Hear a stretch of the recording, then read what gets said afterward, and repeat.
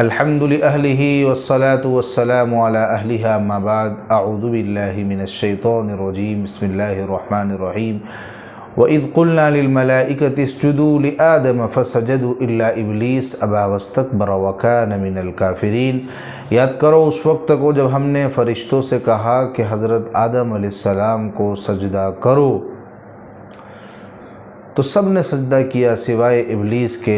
ابلیس نے سجدہ کرنے سے انکار کر دیا، غرور میں آ گیا اور انکار کرنے والوں میں سے، کافرین میں سے ہو گیا۔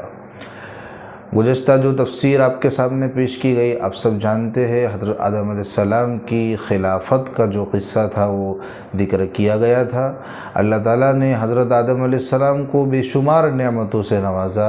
ایک نعمت، ایک اعزاز حضرت آدم علیہ السلام کے ساتھ اللہ نے یہ بھی کیا کہ جب فرشتوں پر اور زمینی مخلوق اس وقت جو تھی ذی عقل مخلوق، ان سب کو حضرت آدم علیہ السلام کے سامنے سجدہ ریز ہونے کا اللہ نے حکم دیا۔ یہ سجدہ تعظیمی سجدہ تھا جو شریعتوں میں، پچھلی شریعتوں میں جائز ہوا کرتا تھا۔ اب تعظیمی سجدہ ہو کہ عبادت کا سجدہ ہو، اللہ کے علاوہ کسی کے سامنے ہم نہیں کر سکتے، اس کی قطعاً اجازت نہیں ہے۔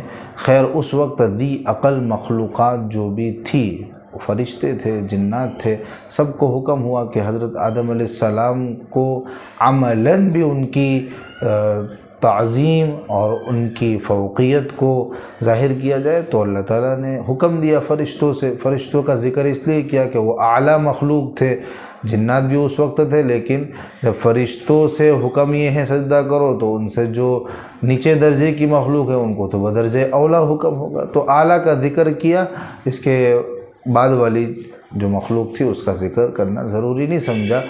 خیر بہرحال ہر ذی عقل کو یہ حکم تھا اس وقت جو بھی تھے کہ آدم علیہ السلام کو سجدہ کرو۔ اللہ کا حکم تھا، سب نے مانا، سب فرشتوں نے سجدہ کیا۔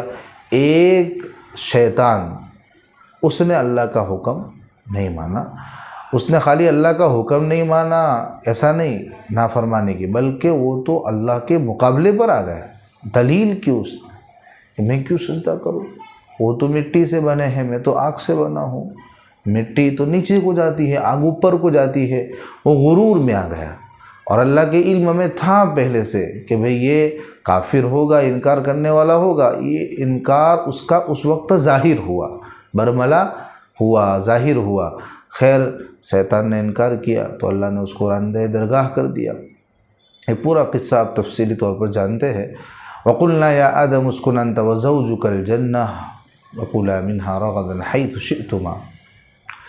آدم علیہ السلام کو یہ سارا قصہ ہو جانے کے بعد اللہ تعالیٰ نے جنت میں رہائش ان کو دی، آدم علیہ السلام کو، حضرت حوا علیہ السلام کو، جو کہ ایک مومن کا اصل مسکن ہے، جو انشاءاللہ العزیز ہر ایمان والا جنت کے اندر اپنا جو آخری منزل ہے وہاں جائے گا۔ تو حضرت آدم علیہ السلام کو اور ان کی اہلیہ حضرت حوا علیہ السلام کو، ان کو پیدا کرنے کے بعد، یہ سارا قصہ ہو چکنے کے بعد، ان کو جنت میں اللہ نے رہنے کے لیے بھیجا کہ تم دونوں جنت کے اندر رہو اور وہاں کی نعمتوں سے لطف اندوز ہو، جہاں سے چاہو با فراغت آپ کوئی بھی چیز کھا سکتے ہو، اس کی جنت کی ہر نعمت سے فائدہ اٹھا سکتے ہو۔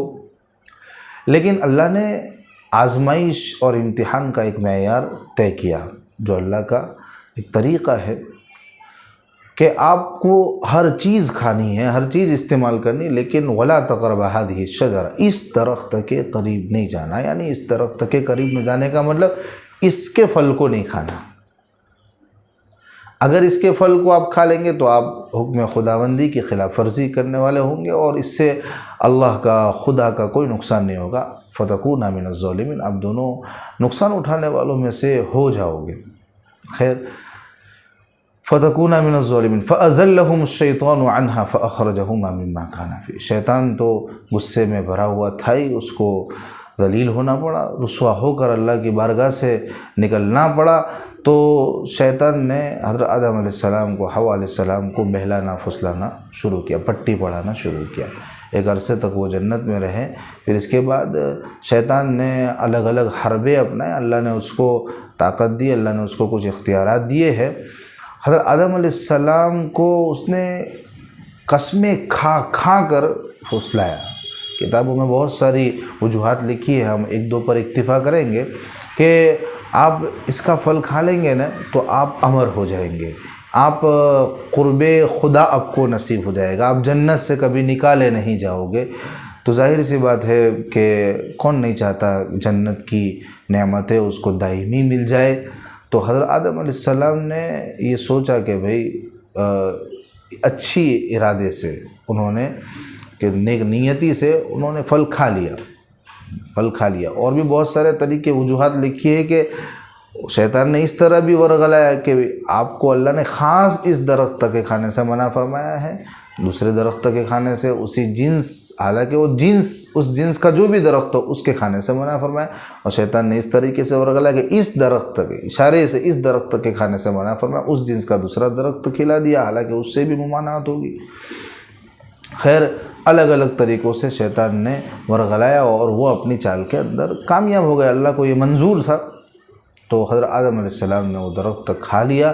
درخت کھانا ہی تھا کہ جنت لباس اتار دیا گیا، اور اللہ نے جو نعمت کے اندر حضرت آدم علیہ السلام کو، حضرت حوا علیہ السلام کو رکھا تھا، شیطان ان کو برطرف کرنے میں، نکالنے میں جنت سے کامیاب ہو گیا۔ فَأَخْرَجَهُمَا مِمَّا كَانَا فِيهِ، اس عیش سے، اس جنت سے جس میں وہ دونوں تھے، نکال باہر کیا۔ وَقُلْنَا اهْبِطُوا بَعْضُكُمْ لِبَعْضٍ عَدُوٌّ، اللہ نے زجر و توبیخ کی، اللہ نے کہا کہ ادھر جاؤ، یعنی اب تمہارے آسمان میں جنت میں رہنے کا وقت ختم ہو گیا، تم سب زمین پر اتر جاؤ، تم میں سے بعض کے دشمن ہوں گے، یعنی شیطان تم سے کھلی دشمنی کرے گا اور تم بھی ان کے دشمن ہوں گے، یعنی تم بھی ان کو اللہ کی اطاعت کر کے، اللہ کی فرما برداری کر کے اس کا بھی ناک زمین پہ رگڑا ہوگے۔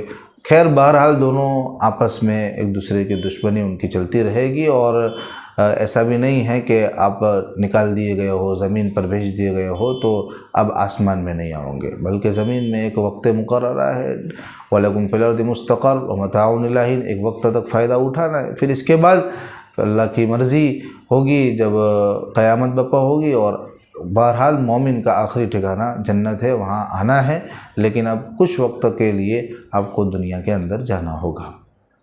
خیر اللہ نے یہ کہا وَقُلْنَا اهْبِطُوا بَعْضُكُمْ لِبَعْضٍ، اتر جاؤ۔ تو اللہ نے ایسا ڈراؤنا انداز جب اپنایا تو حضرت آدم علیہ السلام پر ظاہر سی بات ہے کیا بیتی ہوگی، وہ ٹینشن میں اور مارے خوف کے ان سے کچھ بولا نہیں جا رہا ہے، ان کی زبان گنگ ہو گئی اور بالکل وہ صدمے میں ہے، رنج میں ہے، رنجیدہ دل ہے۔ کیا اللہ سے کس کلمات سے، کس انداز سے اللہ سے معافی مانگے؟ وہ ہوتا ہے نا کبھی ہمارا بڑا آقا ہم سے ناراض ہو جائے تو ہم بولنے کے لیے پھر ہمارے پاس الفاظ نہیں بچتے ہیں، جیسے کسی آقا سے کوئی کسی غلام سے کوئی غلطی ہو جاوے تو وہ سر جوڑ کر اور چپ چاپ کونے میں بیٹھ جاتا ہے کہ کیسے بادشاہ راضی ہو جاوے، کیا کہوں، کچھ بولا نہیں جاتا اس سے۔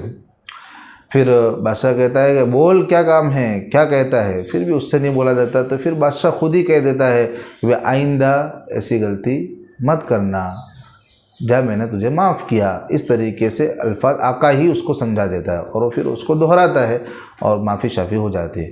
تو یہاں پر بھی حضرت آدم علیہ السلام کے پاس کوئی کلمات نہیں تھے کہ جن کلمات کو کہہ کر وہ اللہ سے معافی مانگے، حالانکہ آدم علیہ السلام سے کوئی ایسی معصیت نہیں ہوئی تھی، انہوں نے جان بوجھ کر کوئی ایسا گناہ نہیں کیا تھا، اور انبیاء تو معصوم ہوتے ہیں، ان سے معصیت کا صدور نہیں ہو سکتا، اللہ اپنے فضل سے ان کو بچاتے ہیں، اللہ ان کو محفوظ رکھتے ہیں۔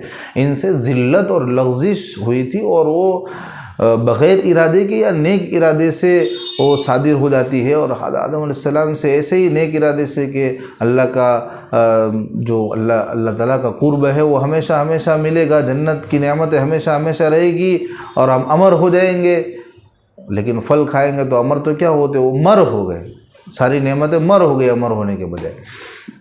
خیر حضرت آدم علیہ السلام کے پاس کوئی کلمات نہیں تھے، وہ بڑے رنجیدہ دل تھے، تو حضرت اللہ تعالیٰ نے خود وہ کلمات حضرت آدم علیہ السلام کو سکھلائے کہ ایسے معافی مانگی جاتی ہے۔ قال ربنا ظلمنا انفسنا، دونوں نے کہا اللہ نے سکھلایا تو اے ہمارے پروردگار ہم نے اپنی ذات پر ظلم کیا ہے، وَإِن لَّمْ تَغْفِرْ لَنَا وَتَرْحَمْنَا لَنَكُونَنَّ مِنَ الْخَاسِرِينَ، اگر آپ نے ہماری مغفرت نہیں کی، ہم پر رحم نہیں کیا تو ہم تو نقصان اٹھانے والوں میں سے ہو جائیں گے۔